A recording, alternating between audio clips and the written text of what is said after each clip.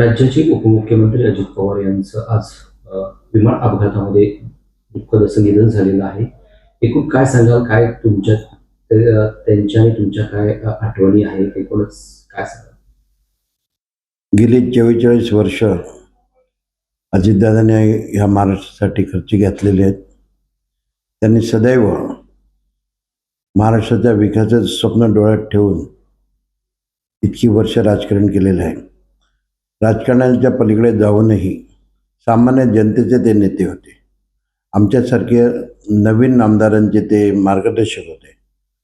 मी तर म्हणेन असा मार्गदर्शक आपण आपल्यातून काळाने हिरावून नेला त्याबद्दल महाराष्ट्राचं फार नुकसान झालेलं आहे. तसंच मला ह्या माझ्या येणाऱ्या 19 जुलैला प्रथम आठवण येईल ती म्हणजे दादांची. कारण गेली 12 वर्ष सातत्याने प्रत्येक सकाळी 19 जुलैला 8 वाजता बरोबर न चुकता मी टायमिंगसुद्धा सांगू शकतो.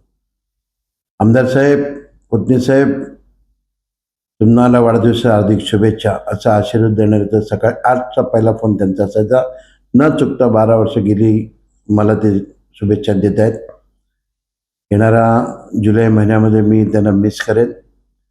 पण खरं तर महाराष्ट्रामध्ये असे नेते तयार व्हायला खूप वेळ लागतो, खूप प्रयत्न करावे लागतात एखाद्या व्यक्तीला घडण्यासाठी.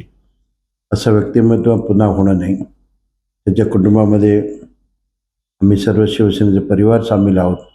त्यांच्या आत्म्यात शांती लाभू दे.